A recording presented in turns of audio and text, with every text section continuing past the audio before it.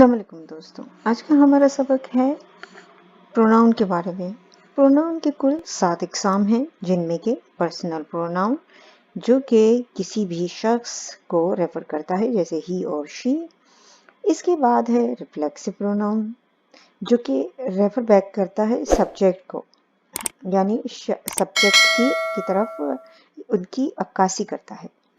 इसके बाद है इंटेंसिव जो कि सब्जेक्ट को एम्फिसाइज करता है या उसको मज़ीद वाज़े करता है। इसके बाद है demonstrative, points to with gesture, यानी जब आप किसी चीज़ की तरफ इशारा करें। इसके बाद है इंडेफिनेट जो कि जब हम श्योर नहीं होते किसी चीज़ के बारे में या कुछ जहां हम यूज़ करते हैं वो इंडेफिनेट कहलाता है। इसके बाद है इंट्रोगेटिव जो कि सवालिया होते हैं, जैसे हु, होम, ये इंट्रोगेटिव है। इसके बाद है रिलेटिव। रिलेटिव जैसा कि नाम से जाहिर है कि ये रिश्ता बनाता है दो सेंटेंसेस के दरमियान। अब सबसे पहले हमारे पास है पर्सनल प्रोनाउंस। जैसा कि आप लोग जानते हैं, प्रोनाउन एक्चुअली हम नाउन की जगह इस्तेमाल करते हैं। तो सबसे पहले केस में हमारे पास पर्सनल प्रोनाउन की फर्स्ट पर्सन। अब फर्स्ट पर्सन, सेकंड पर्सन या थर्ड पर्सन, ये क्या होता है? फर्स्ट पर्सन वो होता है जो बात कर रहा हो, सेकंड पर्सन वो होता है जो कि बात सुन रहा हो, और थर्ड पर्सन वो होता है जो कि वहाँ मौजूद हो या ना हो, जिसके बारे में बात हो रही हो। फर्स्ट पर्सन देख लेते हैं सिंगुलर। सिंगुलर आपको जो है वो लेफ्ट साइड पे दिखेंगे और प्लूरल राइट पे। तो हम तमाम के देख लेते हैं। फर्स्ट पर्सन सिंगुलर्स हैं I, me, my, mine. Second person singulars हैं you, your, yours. Third person singular है he, him, his, she, her, hers, it और इट्स। प्लूरल देख लेते हैं वी, अस और अर्स। अब ये जो हैं फर्स्ट पर्सन के हो गए। सेकंड पर्सन के you, yours. Third person they, them, their, theirs हो गए। इसके बाद हमारे पास है व्हाट इज एन एंटीसीडेंट। अब एंटीसीडेंट्स जो है वो, एंटीसीडेंट कोई प्रोनाउन नहीं है बल्कि प्रोनाउन इसकी तरफ रेफर करता है।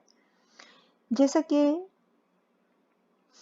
एंटीसीडेंट एक्चुअली बजाते खुद एक नाउन है, हम उसी के लिए प्रोनाउन को यूज करते हैं। जैसे यहाँ है मेरी एट ऑल हर वेजिटेबल्स। अब वेजिटेबल यहाँ पे ये देखिए कि मेरी ने जो है वो अपनी तमाम सब्जियां जो है वो खा ली। तो हर जो है वो एक्चुअली प्रोनाउन है। तो रेफर किसको कर रहा है? हम बात किसके बारे में कर रहे हैं? मेरी के बारे में कर रहे हैं, लिहाजा मेरी हमारा एंटीसीडेंट है। तो एंटीसीडेंट का मतलब ये है कि जिसके लिए हम प्रोनाउन का इस्तेमाल कर रहे हैं वो। तो ये प्रोनाउन की किस्म नहीं है, मगर चूंकि ये प्रोनाउन जब पढ़ाए जाते हैं तो इसके बारे में ज़रूर जिक्र होता है, इसलिए मैंने समझाने के लिए यहाँ पे इसे इस स्लाइड को डाल दिया है। इसके बाद हमारे पास है रिफ्लेक्सिव प्रोनाउन। रिफ्लेक्सिव जैसा कि नाम से जाहिर है अक्कासी करता है। ये सब्जेक्ट की अक्कासी करता है और ये ज़रूरी होता है, इसे हम जुमले से निकाल नहीं सकते।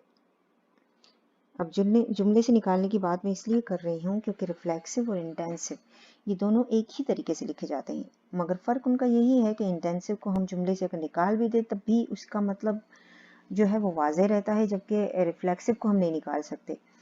एग्जाम्पल हमारे पास दिए हुए यहाँ पे, पहला एग्जाम्पल हमारे पास है I saw my self in the mirror, मैंने खुद को शीशे में देखा। अब यहाँ पे चूंकि आप ये बता रहे हैं कि आपने शीशे में खुद को देखा, तो ये ज़रूरी है सेंटेंस के लिए। Kim wrote a note to herself, Kim ने जो है वो नोट लिखा अपने लिए लिखा।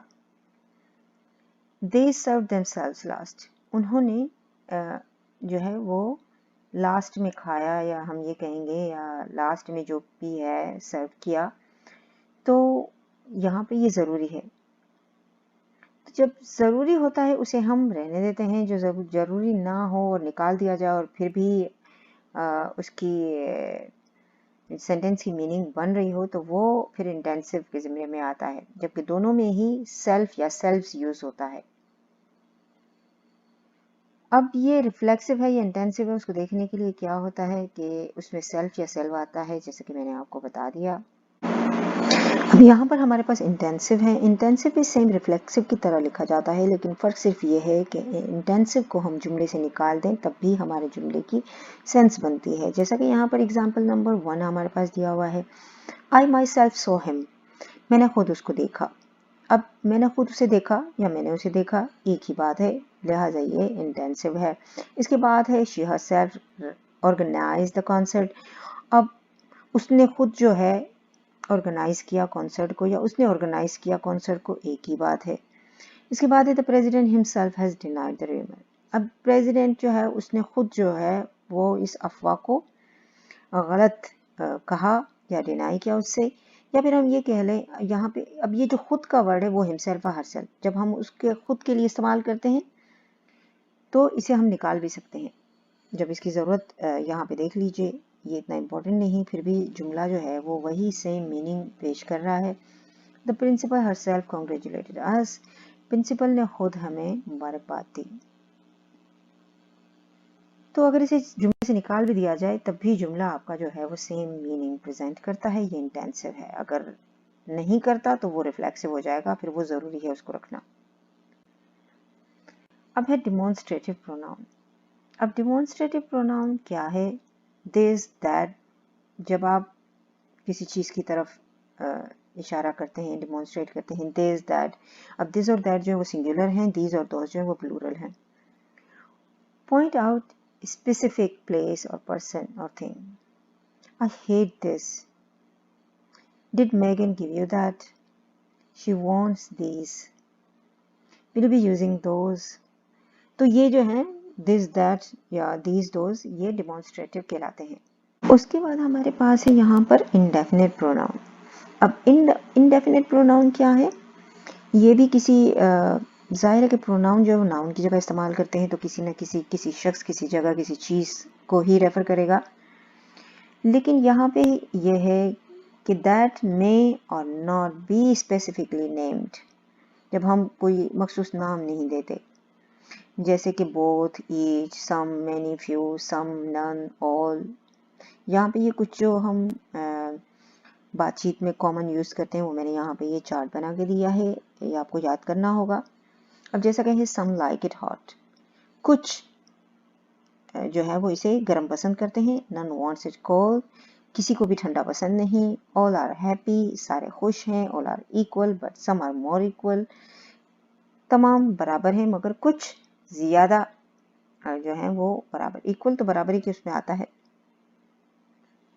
फिर इसके बाद है हु, हुम, हुज। अब ये इंट्रोगेटिव प्रोनाउंस हैं जो हम क्वेश्चन की जगह इस्तेमाल करते हैं, जैसा कि What is the answer to the last question? Whose book is this? Who are you? Whom did you send to the store?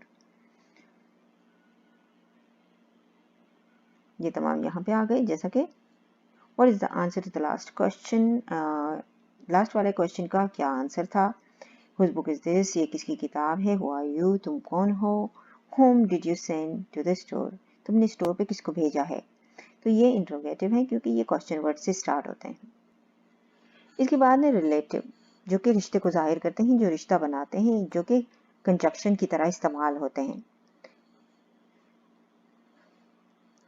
अब इसका पहला यूज क्या है रिलेटिव प्रोनाउन का, कि relates to a word that comes before antecedent and join it to a dependent clause. अब dependent clause और independent clause के बारे में तफसीली लेसन है, आप जाकर देख सकते हैं पीछे।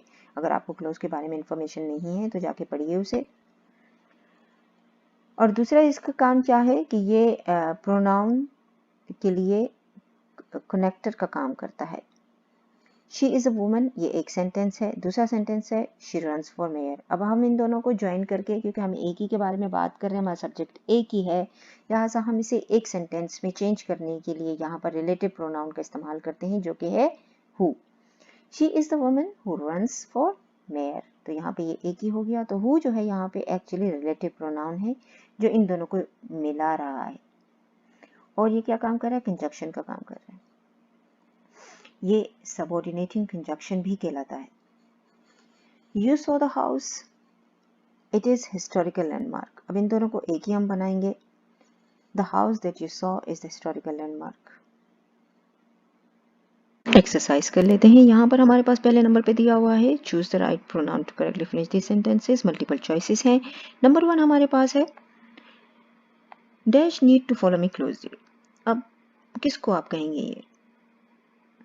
देखिए मल्टीपल चॉइसेस में हमेशा आपको सेंटेंस को समझ के चलना होता है। अब यहाँ पर अगर आप वर्ब को देखिए, वर्ब एक बहुत इंपॉर्टेंट पार्ट अदा करता है किसी भी सेंटेंस में। हमारे पास ये जो है ही, शी, इट, ये तीनों जो हैं वो थर्ड पर्सन सिंगुलर दिए हुए हैं। यू जो है वो सेकंड पर्सन सिंगुलर है। तो आप किसको पीछे आने के लिए कहेंगे? थर्ड पर्सन को, यानी आप उसकी बात कर रहे हैं, या आप सेकंड पर्सन को कहेंगे कि तुम जो है वो मेरे साथ साथ चलो। तो ऑफ कोर्स सेकंड पर्सन है, लिहाजा हम इसका इस्तेमाल करेंगे। दूसरी बात ये कि यहाँ पे देखिए अगर हम इनकी बात कर रहे होते तो यहाँ पर एस लगा होता, जो कि नहीं है, लिहाजा ये यू है। सेकंड है Louis, Luke and Thomas were cross because dash had waited ages for the bus. अब यहाँ पर चूंकि तीन लोगों का नाम लिया गया है तो प्लूरल सब्जेक्ट है। देम जो है वो ऑब्जेक्टिव केस है, दे प्लूरल है, सब्जेक्टिव केस है, ही सिंगुलर सब्जेक्टिव केस है, और इट जो है वो भी सिंगुलर सब्जेक्टिव केस है। तो यहाँ पर हमें चाहिए क्या? हमने कोऑर्डिनेटिंग सबऑर्डिनेटिंग कंजक्शन का इस्तेमाल किया है। एक सेंटेंस हमारे पास ये है यहाँ तक, दूसरा ये है, यहाँ से स्टार्ट हो रहा है, तो हमें सब्जेक्ट चाहिए। सब्जेक्ट केस हमारे पास चूंकि पहले में प्लूरल है, लिहाजा हम प्लूरल लेंगे जो कि होगा दे। देम नहीं हो सकता, वो ऑब्जेक्ट है। अगर आपको कंफ्यूजन है सब्जेक्ट और ऑब्जेक्ट में तो आप जाकर सर्च कीजिए मेरे वॉल पे, आपको ऑब्जेक्ट और सब्जेक्ट की कंप्लीट इंफॉर्मेशन मिल जाएगी। उसके बाद है Paul watch the children carefully as dash cross the road. अब पॉल जो है वो गौर से देख रहा था बच्चों को जब वो रोड क्रॉस कर रहे थे। तो आपको क्या ख्याल है यहाँ पे क्या आना चाहिए? अब दोबारा यहाँ पे हमारे पास दो सेंटेंसेस है, एज जो सबऑर्डिनेटिंग कंजक्शन हम इस्तेमाल कर रहे हैं, तो सब्जेक्टिव केस चाहिए हमें। अब ये हो गया ऑब्जेक्टिव केस, हिम भी हो गया ऑब्जेक्टिव, ये भी हो गया ऑब्जेक्टिव, तो बचा क्या हमारे पास? ये सब्जेक्टिव केस। तो लिहाजा हम इसका इस्तेमाल करेंगे। या तो फिर अगर आप समझ के कर रहे हैं फिर तो इजीली आपको पता चलेगा कि आपने यहाँ पे दे का इस्तेमाल करना है। इसके बाद है number 4, hold the bag please while I put the shopping in dash in him, in she, in it और इन आई।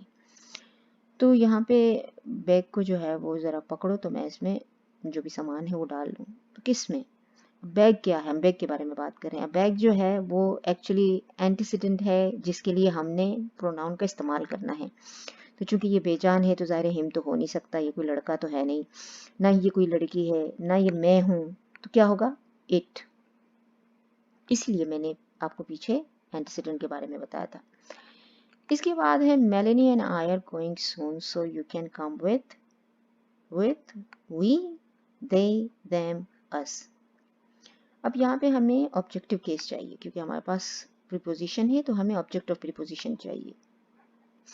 वी जो है वो सब्जेक्टिव केस है, दे भी सब्जेक्टिव है। अब ये दोनों जो हैं वो ऑब्जेक्टिव हैं। ऑब्जेक्टिव में हम देखेंगे आप एक्चुअली जो एंटीसीडेंट है वो कौन सा इस्तेमाल कर रहे हैं। अब अगर आप यहाँ पे देखें मेरे नहीं एन आई, फर्स्ट पर्सन इस्तेमाल कर रहे हैं, तो देम तो आएगा नहीं, लिहाजा क्या आएगा? अस। इसके बाद नंबर 6 पे है थैंक यू फॉर कलेक्टिंग। अब शुक्रिया किसका अदा किया जाता है? कौन करता है? आप किसी और की तरफ से तो शुक्रिया अदा नहीं कर रहे होंगे, जाहिर सी बात है।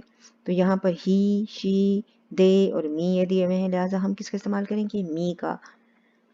आई wonder why Joff rushed off, कि वो क्यों इतनी तेजी में था। Did you upset dash, did you upset he, did you upset we, did you upset him और डिड यू अपसेट दे। अब ही जो है वो सब्जेक्टिव केस है, जबकि हमें क्या ऑब्जेक्टिव केस चाहिए। यहाँ पे वी भी सब्जेक्टिव है, हिम जो है वो ऑब्जेक्टिव है, जबकि दे जो है वो भी सब्जेक्टिव है। तो ऑब्जेक्टिव केस हमारे पास सिर्फ हिम है, लिहाजा हम हिम का इस्तेमाल करेंगे। और वैसे भी अगर आप सेंटेंस को पढ़िए तो सेंस नहीं बनती अगर आप कुछ और उसकी जगह लगा दे तो। फिर इसके बाद नंबर 8 पर है hope those flowers are for me. तो कौन कर रहा है ये? कौन कह रहा है कि उम्मीद है ये फ्लावर्स जो हैं वो मेरे लिए होंगे? तो हम उम्मीद करते हैं ये फ्लावर्स मेरे लिए होंगे। अब देम जो ये ऑब्जेक्टिव केस है, जबकि हमें सब्जेक्टिव केस चाहिए, तो देम तो आएगा नहीं। हिम जो है वो भी ऑब्जेक्टिव है, तो ये दोनों को तो आप छोड़ दीजिए, बाकी हमारे पास रहे वी और आई। तो बचा क्या? अब हम तो नहीं आएगा कि हम ये उम्मीद करते हैं कि ये मेरे लिए हैं, ऑफ कोर्स आप, सो आई। इसी बात है, ओपन द डोर, इट्स। अब हमें यहाँ पे ऑब्जेक्ट चाहिए, आई सब्जेक्टिव है, दे सब्जेक्टिव है, शी सब्जेक्टिव है, तो बचा क्या? मी। 10 पे सारा वांटेड लीजा टू फॉलो।